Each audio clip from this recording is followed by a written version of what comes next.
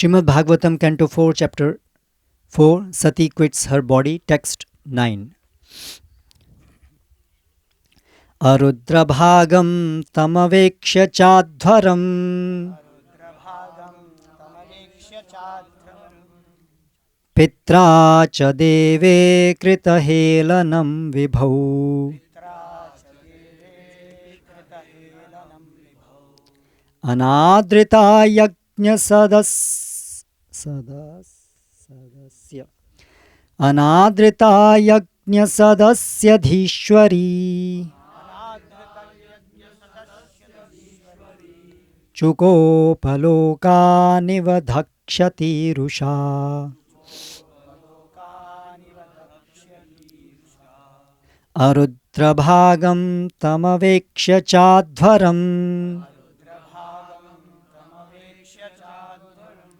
Pitra cha deve kritahelanam vibhau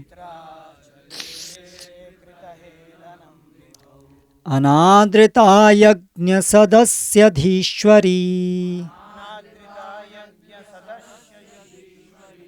Chukopalokaniva dhakshati rusha Arudrabhagam tamavekshya chadvaram Pitra cha deve kritahelanam vibhau Anadrita yajna sadasya dhishwari Chukopalokaniva dhakshati rusha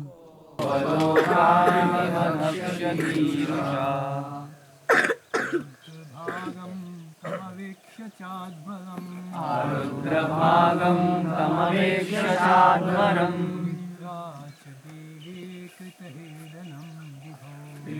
Pitra cha deve kritahelanam vibhau Anadrita yajna sadasya dhishwari Chukopalokaniva dhakshati rusha Arudrabhagam tamavekshya chadvaram Arudrabhagam tamavekshya chadvaram Pitra cha deve kritahelanam vibhau Pitra cha deve kritahelanam vibhau Anadrita yajna sadasya dhishwari Anadrita yajna sadasya dhishwari Chukopalokaniva dhakshati rusha Chukopalokaniva dhakshati rusha Arudrabhagam tamavekshya chadvaram Arudrabhagam tamavekshya chadvaram Pitra cha deve kritahelanam vibhau Pitra cha deve kritahelanam vibhau Anadrita yajna sadasya dhishwari Anadrita yajna sadasya dhishwari Chukopalokaniva dhakshati rusha Chukopalokaniva dhakshati rusha Arudrabhagam tamavekshya chadvaram Arudrabhagam tamavekshya chadvaram Pitra cha deve kritahelanam vibhau Pitra cha deve kritahelanam vibhau Anadrita yajna sadasya dhishwari Anadrita yajna sadasya dhishwari Chukopalokaniva dhakshati rusha Chukopalokaniva dhakshati rusha Arudrabhagam tamavekshya chadvaram Arudrabhagam tamavekshya chadvaram Pitra cha deve kritahelanam vibhau Pitra cha deve kritahelanam vibhau Anadrita yajna sadasya dhishwari Anadrita yajna sadasya dhishwari Chukopalokan iva dakshati rusha Chukopalokaniva dhakshati rusha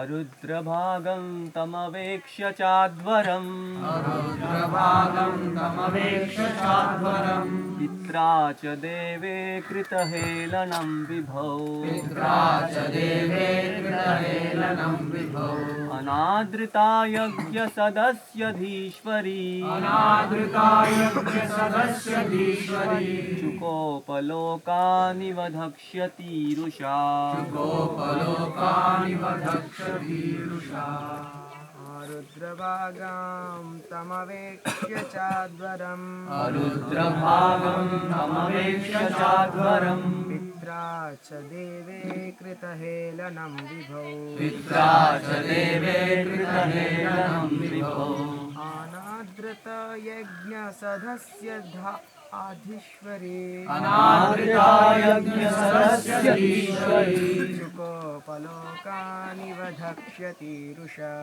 गोपलोकानि वधक्षतीरुषा रुद्रभागं तमवेक्ष्य चाध्वरम् रुद्रभागं तमवेक्ष्य चाध्वरम् पित्रा च देवे कृतहेलनं विभो पित्रा च देवे कृतहेलनं विभो अनादृता यज्ञसदस्यधीश्वरी अनादृता यज्ञसदस्यधीश्वरी पलोके वधक्ष्यतीरुषा गोपलोकानि वधक्षतीरुषा Arudra Arudra Bhagam, Bhagam having no oblations for Lord Shiva. having no oblations for Lord Shiva. Tam, Tam that, that Aveksha, Aveksha seeing, Cha, Cha and, and Advaram, Advaram place of sacrifice, place of sacrifice. Pitra, Pitra by her father, by her father. Cha, Cha and, and Deve, Deve to Lord Shiva, to Lord Shiva. Krita, Krita Helanam, Helanam contempt having been shown, content having been shown. Vidhau, How to the Lord, Anadrita, Adrita not being received, not being received. Yagya, Yajna Sadasi, in the assembly of the sacrifice, in the assembly of the sacrifice. Adhishwari, Ishwari Sati, Sati Chukopa, Chukopa became greatly angry. became greatly angry. Lokan, Lokan the 14 worlds, 14 words. Iva, Viva as if, as if Dhakshati, Dakshati burning, burning.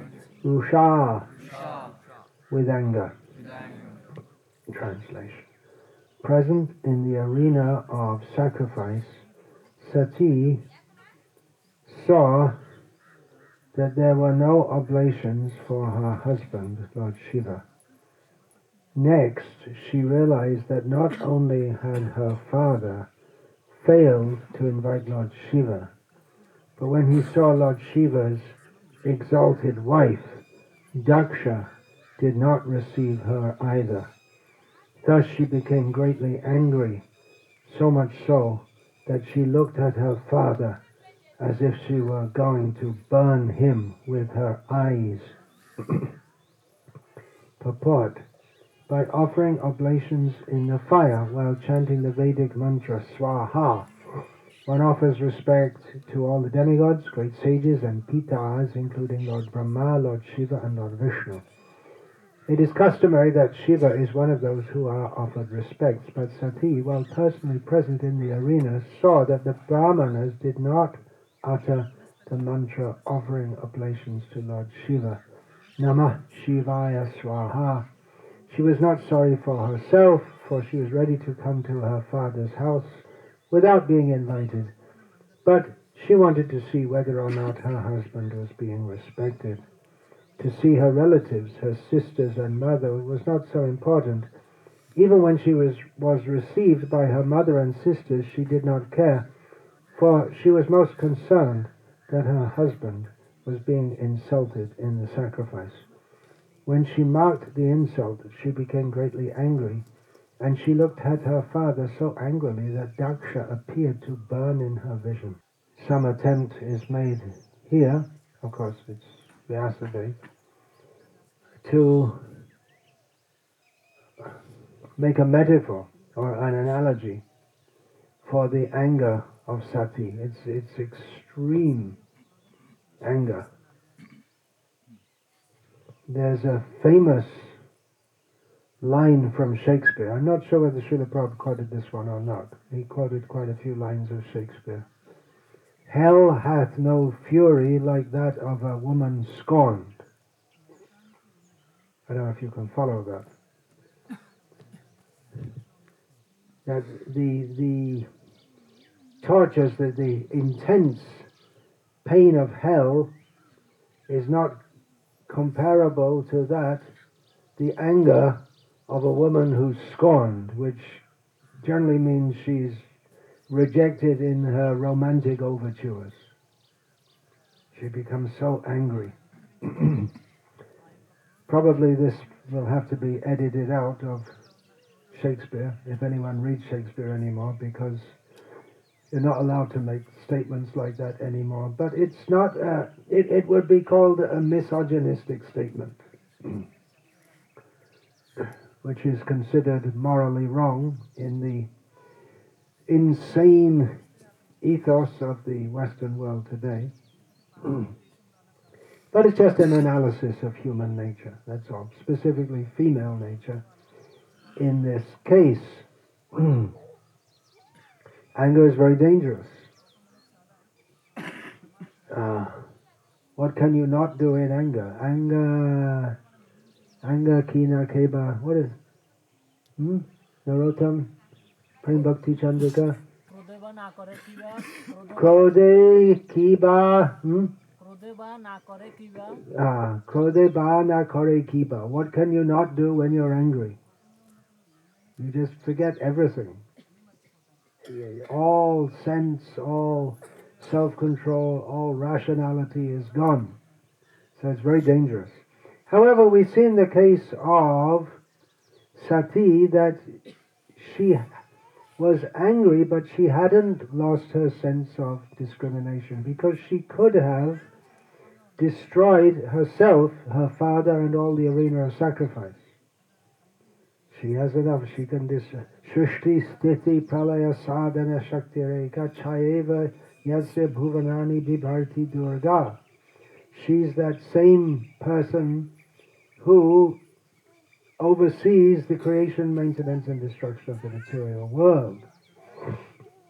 You may say, what happened to Brahma, Vishnu, and Mahesh? Well, she's also involved. She is the material energy.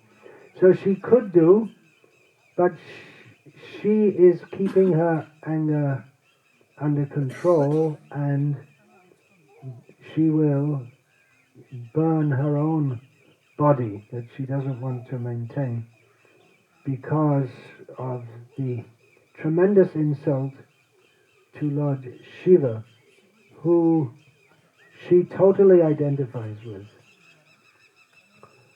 It's not an insult to her personally or directly, but she takes an insult to her husband to be practically worse than to herself. The saying is still there in India, although it's not followed much. Pati Parameshvara. The husband is God. This is repugnant to non-followers of Vedic culture. It was noted even by the British when they first came, how chaste women are to their husbands.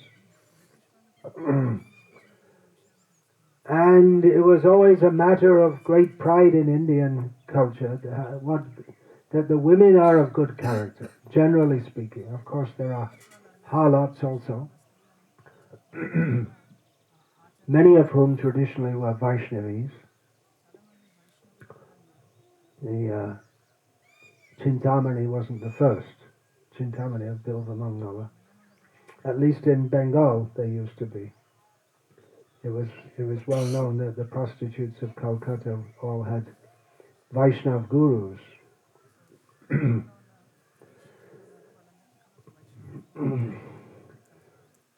In Kali Yuga, the demoniac forces, gain impetus, a very prominent influence in society today is that of feminism, with the script that women have been exploited by men since time immemorial, and now it's time to make things right.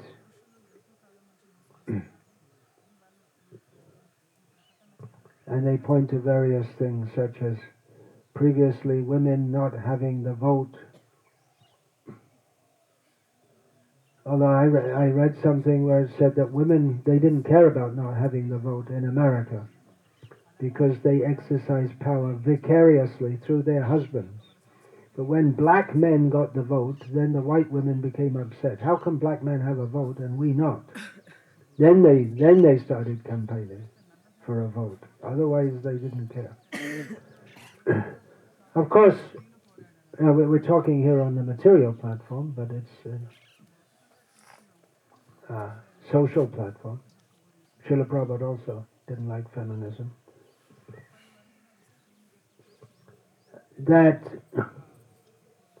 in their feministic propaganda, the women don't show photos of the huge graveyards in Belgium of the tens of thousands of men who died, especially in World War One. There, it was the men who were going out to fight. How long is it now? More than 2 years? More than 1 year for sure, when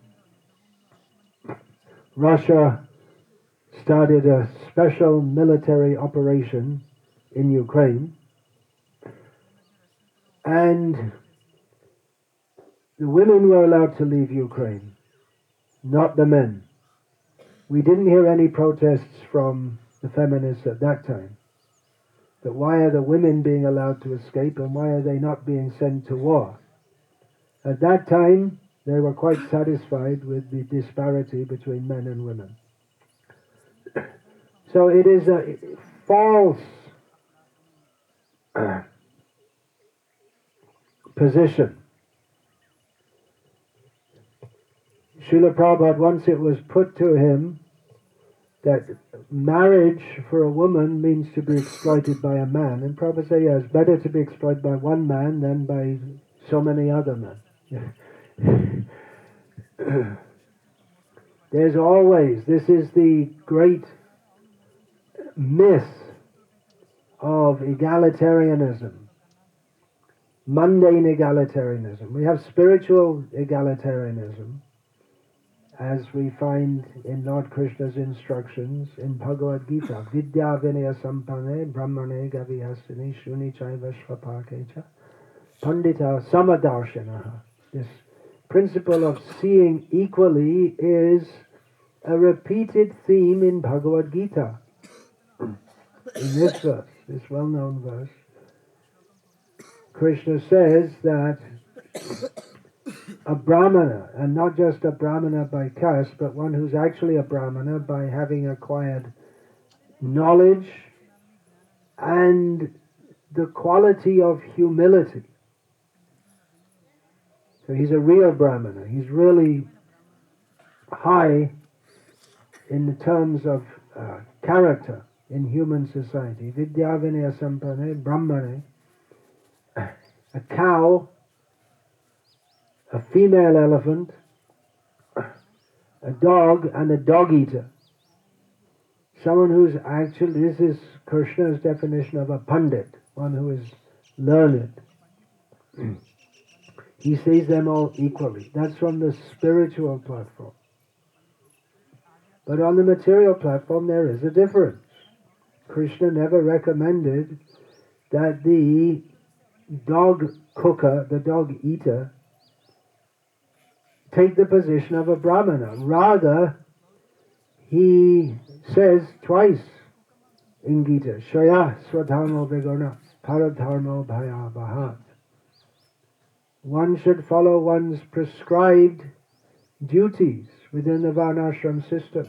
It's very dangerous to adopt someone else's.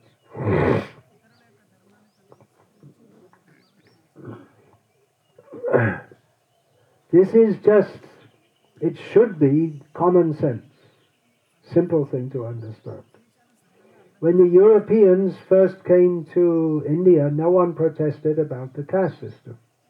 That, of course, they came mostly for trade, so they weren't particularly interested in the politics or social reorganization. But in their own country, there were high class people. There were the aristocrats by birth, landed gentry. There were the trading class, and there were artisans and just general laborers. So there was a division also in European society, and it was taken for granted. Some people are born into an aristocratic family, and they have privilege from birth.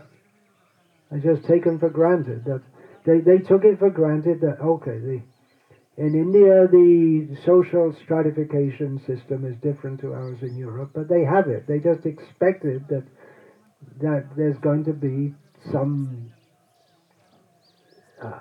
privileged caste or privileged group of people by birth and others who are not.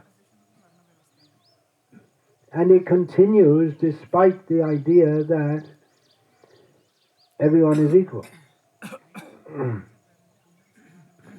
At Oxford University, whatever it is, its traditions have been spoiled by government policies, British government policies, of course. One of the things they want to bring in by force, it's something like reservation system, working class pupils, because Oxford University has always been the preserve of the upper classes or the upper middle classes, not the working classes. But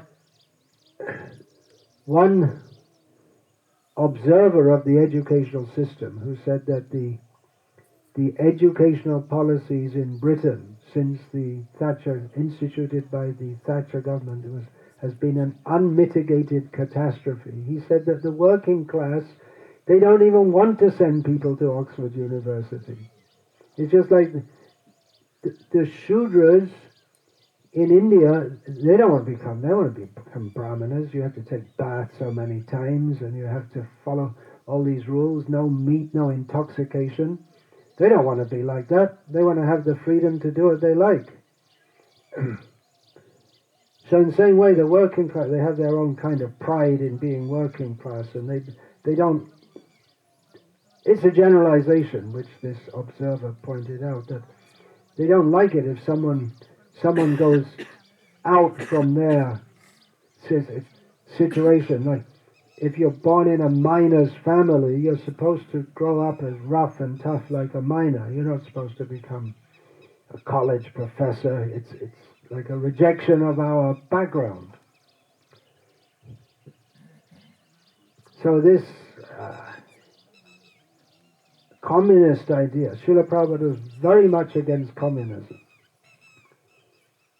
He said people are already animals, but this communism is making them bigger animals.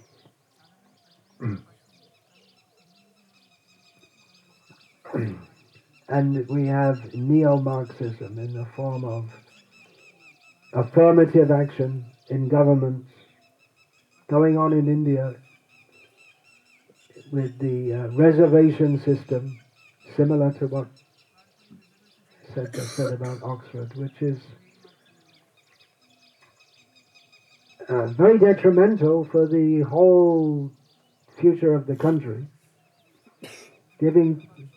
promoting people to a level they're not fit for just because they're not fit for it. Not a merit system, but a system based on birth. It perpetuates the caste system. or it perpetuates the faults of the caste system. So that people, they want to be classified as an SC or ST or OBC or something like this. This scheduled caste, scheduled tribe, other backward caste, and now Muslim also. That's also supposed to be a back. Why are Muslims backward? Because they don't. They send their kids mostly. Why are they backward in terms of educational advancement? One reason they prefer to send their sons to the madrasa, and they don't get the kind of education in the madrasa that you get if you're going to end up as an IT professional. They channel their children in that way, and then they complain about being left out. There are so many discrepancies. Once you get a wrong idea, everything becomes wrong, one after another, one after another, one after another.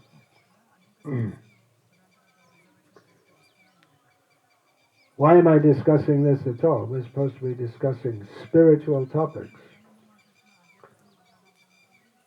Well, the Daksha Yajna in and of itself, it's not directly a spiritual topic. It shows what goes wrong when you don't follow the basic rules of the universe, of dharma, the things that can go wrong. And the Krishna consciousness movement is operating within the material sphere. And we are influenced by the social currents all around us. Just, 3 days ago, in a meeting about the future direction of our rural projects, I heard, well, first I'll say that I generally hear in the West that it's easier for Indian devotees to take this up because it's their culture. And now I heard from an Indian devotee, well, it's easier for Western devotees to take this up because they're more into alternative living.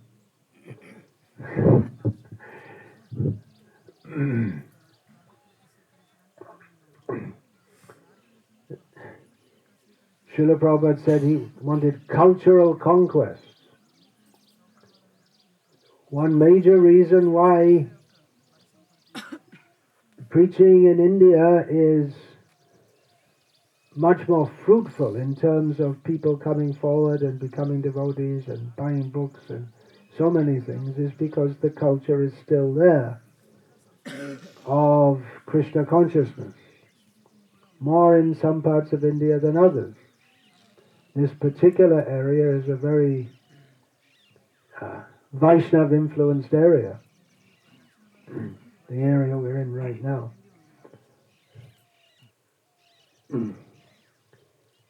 So we should be alert that we keep out the bad cultural influences from our society. One reason we're starting, or probably you say the reason we're starting these projects, is to make oases in the midst of the demoniac culture. Well, I just said that India is much better culturally than the West, but it's largely influenced by demoniac influences, beginning with democracy, which was accepted unquestioningly at the time of India's political independence.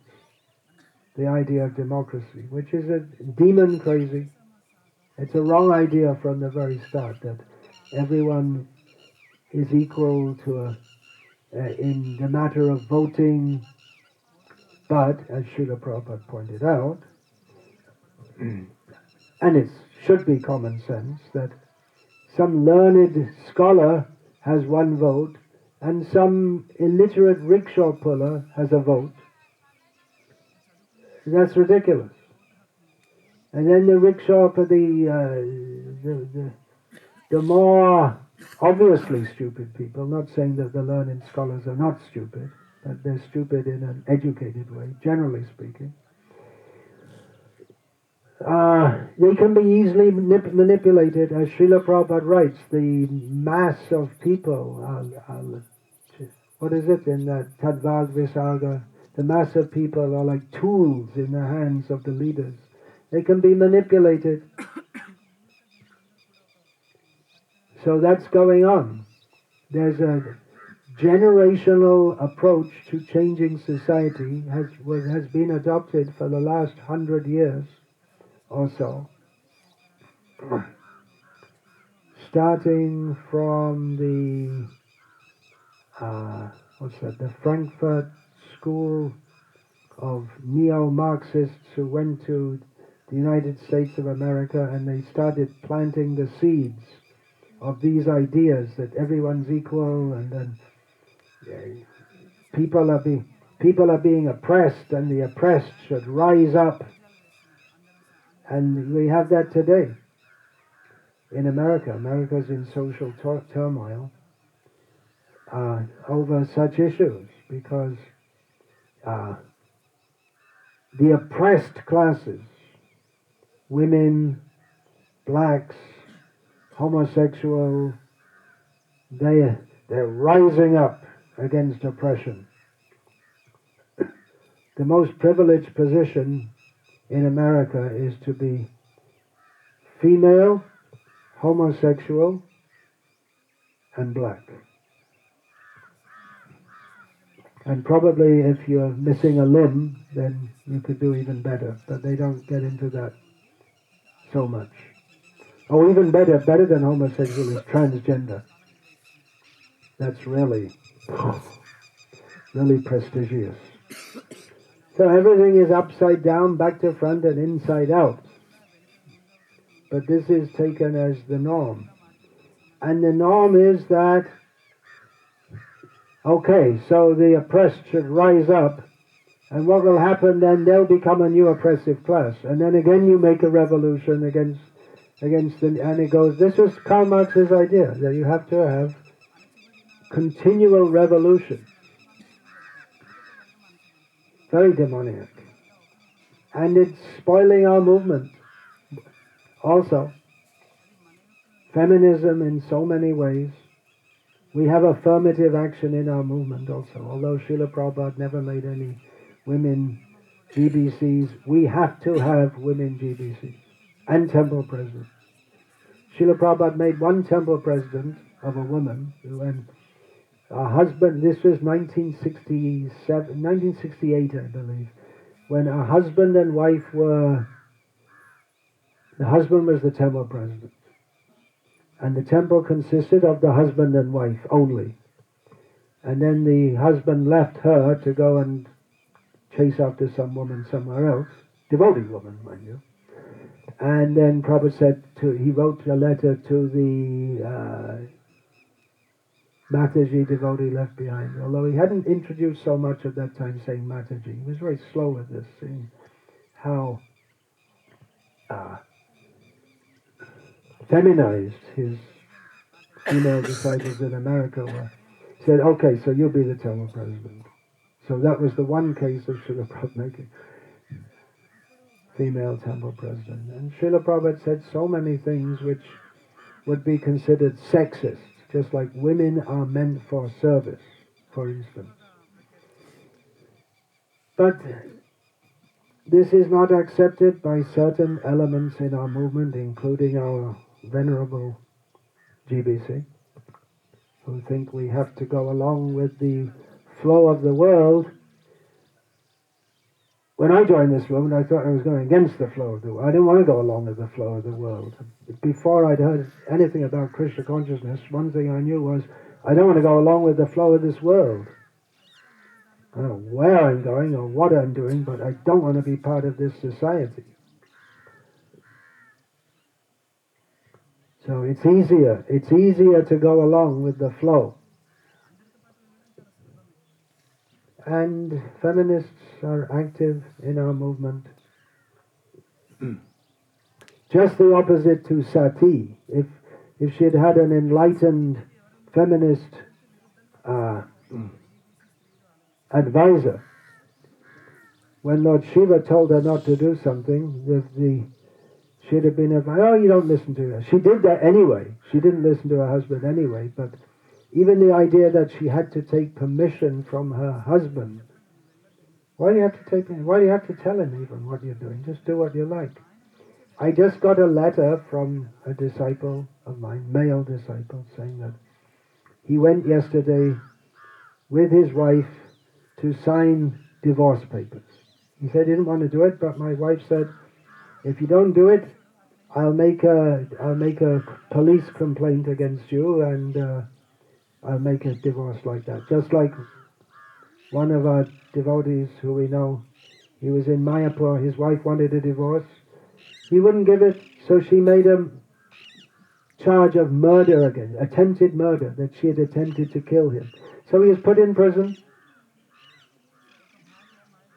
because that's the Indian law. If the wife simply accuses with no evidence, then immediately the husband is put in prison. And he said, after he was released, that everyone in the prison, the police, everyone, they all knew it was false, because they have so many cases like this. This is called women's empowerment. Really, it's a kind of power. You can make life absolutely hell for your husband, and there's nothing you can do about it, because that's the law. So he was obliged to do it. And where did this come up? After 14 years of marriage, because she had come in contact with some female life coaches within ISKCON, who had told her, you shouldn't call your husband Prabhu. You should call him darling. It's an equal, don't look up to him. It's an equal relationship, and don't be bound to him. You have to fulfill your life's dreams. So now at the age of 40 plus, she's studying on a career as a hairdresser and listening to pop music. And she's got her life's dream. She's independent from her husband. Another victory for feminists. They did it again. They spoiled a perfectly good, peaceful marriage, but in their eyes, that marriage was wrong, because they're envious. They see husband and wife peaceful together, they become very envious, and they want to disturb that. They become very envious if they see that, because they're all independent women, and mostly they get very active when they're older, and they're completely frustrated, as a woman will be if she's not married and doesn't have children and not protected. She'll be completely frustrated. So they become very angry, and they just want to destroy every marriage that's going on nicely. Of course, not if a man is married to a man or a woman married to a woman. That they are quite okay with. They won't disturb that. It's demoniac, and it's in our movement. And it's having its success. And this is what is being brought to India by certain elements of our esteemed leadership from the Western countries. They want to bring it to India. They'll come to an Indian temple where the men and women are sitting separately, and the women at the back, and they'll say, no, women should be at the front. They talk about cultural sensitivity, but they're not sensitive to the local culture. They really believe that this demoniac Western culture is superior to the Vedic culture that Prabhupada taught us.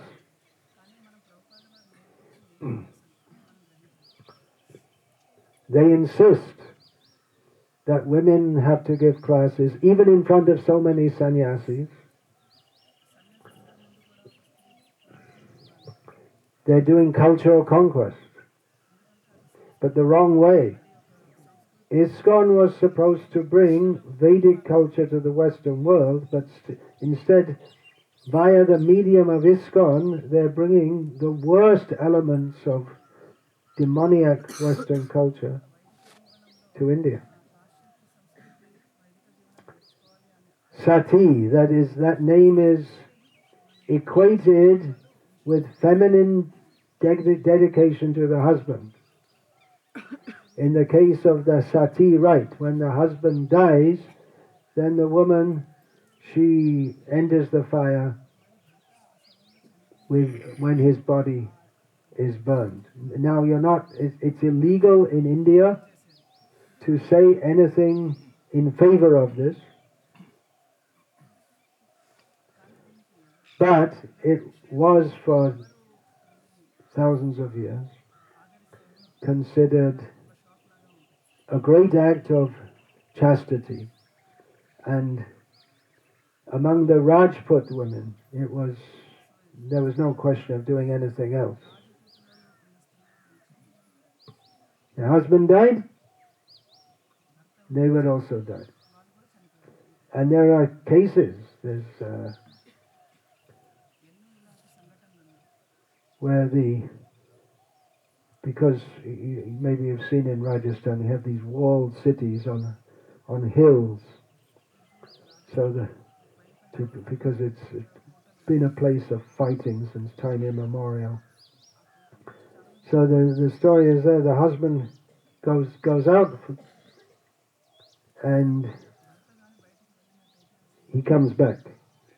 And so the women think, great, he was victorious. And then they got the news, he wasn't victorious. He was defeated and he's coming back. And then they closed the doors. You can't come back. He said that, not my husband. My husband doesn't come back defeated. So he has to go out and fight, going to certain death, because his forces have been decimated. And in the meantime, the women prepare the fire, because he's going to die, they're going to die, all his wives. That was the Rajput culture. We're not saying it should be introduced now, and in fact, in Vaishnavism or in Gauriya Vaishnavism, I never heard of any case of this sati, of voluntary immolation. It was being misused. If we see the British records, there were cases also of it not being misused, where the women, they preferred to do so. And from the Western point of view, this is something horrible, but if you understand the science of reincarnation and karma, it's understood to be a very chaste attitude. And we see also in the case of Gandhari, in the case of Prithu and Archie, it's described like that. There are several in the Bhagavatam. So Sati, she is the very emblem of female chastity. One of them. There are so many. Sita, of course, is another. Savitri, story of Savitri and Satyavan. There are several exalted. Arundhati, Anasuya, they're all exalted.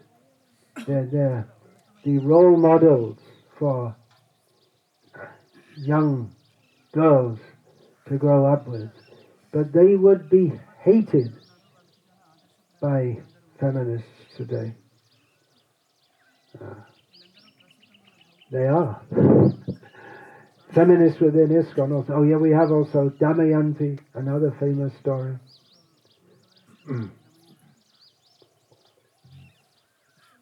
Instead, the girls grow up seeing the Bollywood or Tollywood or Collywood. What is it in Hyderabad? Tollywood. Basically, they're prostitutes. A woman who flaunts her body for everyone to look at. Professional prostitutes. And this is the role model.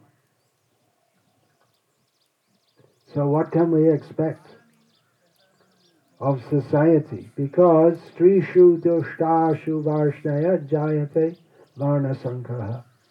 Arjuna put the very good argument that unprotected women will become corrupt and will produce bad children. And you get Varna Sankara, and then they have children, and they have children, and they have children. Every generation gets worse and worse and worse.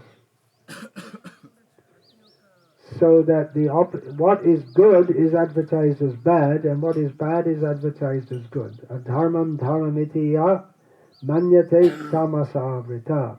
By the influence of tamaguna, what is right is considered wrong, and vice versa. And this is what's going on in the world today. I'm specifically talking about women's roles, or let's be more precise, the role of a jiva in a woman's body. But there are so many instances. Abortion, which was previously considered and is extremely sinful, is now considered right and proper in India. The general Sanskrit term for abortion is bhrun hatya, murder of the embryo, but they changed it to garbhapat, which means a falling of the embryo, which means a miscarriage, but they've used this word now for abortion and made it normalized.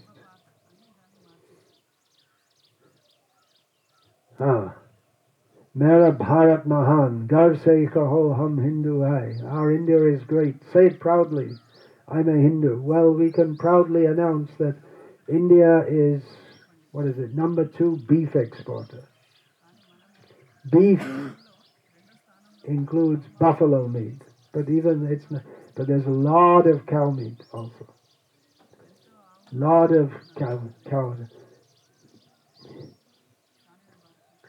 How many lakhs of chickens are killed every day in India? It's quite likely as a crore or more if you consider that so many people. What's the population of India? And it's about 160 crores, something like that. Something like that. 1,600,000,000, something like that. And most of them are chicken eaters, at least half. So, on average, we're going to get maybe 1 crore, 10 million, at least half of that, killed every single day. It's good. Get strong. Swami Vivekananda said, eat meat. It's authorized. Very wrong. So many things are wrong. So these projects which we have, they should actually be the cutting edge of our preaching. Because in the city temples, people go to the temple, and there are so many temples. They go to ISKCON temples, and there are so many, apart from ISKCON temples, there are so many Ram temples, and Vishnu temples, and Sai Baba temples, and Durga temples, and so many temples. So it's another temple. But here is something completely different. We're set up to preach here. Why? Why? The big question. Why? That's right. That's what you should be saying. You should be saying why. Why are you living like this? Why are we here in the first place? Why is the very good question to ask.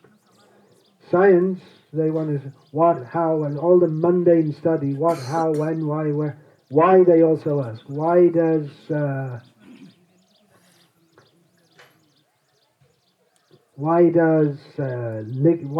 do liquids freeze if brought to certain temperatures? But the real why are we here? What are we doing? Atato Brahma Jignasa. Now when we come to that point, then we really started our human life. Before that, it's ahara nidra bhaya maitunam cha, eating, sleeping, mating, and defending. So what are we doing on these farm human beings? We're eating, sleeping, mating, and defending.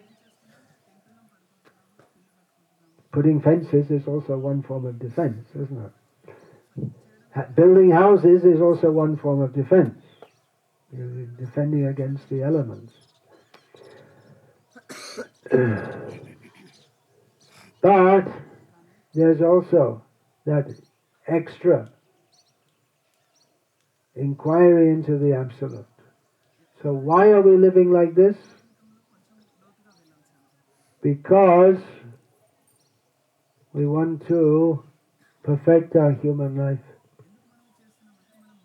So this is the opportunity for preaching, that we're living like this to make a more favorable situation for cultivating Krishna consciousness, which is the only real necessity of human life. Eating, sleeping, mating and defending, they're not our real necessities. They're temporary necessities. But our real necessity is to know who we are, who is God, what is our relationship with God, how to reawaken that. And we're making an atmosphere favorable for that. Because your society, despite all protestations to the contrary, that you can, well, it's overly hyped, that you can practice Krishna consciousness in the modern world. Sure, you can, but you have to contend with the whole very way of life, which forces you into bad association, forces you to work in some adharmic situation, mostly. You're forced to send your children to a slaughterhouse in the name of an educational institution. So we're set up to preach. We can tell people this. Human life is meant for God realization. This is why we're living like this. Hare Krishna. I'll finish there for now. All glories to His Divine Grace, Srila Prabhupada. Vancha kalpa turubhyascha kripa sindhu nirvichat patitanam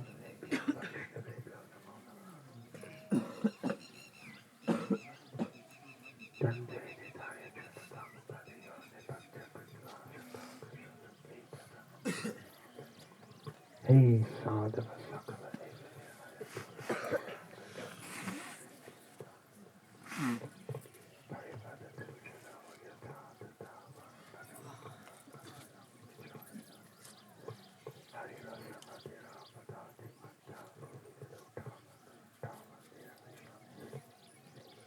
Hare Krishna.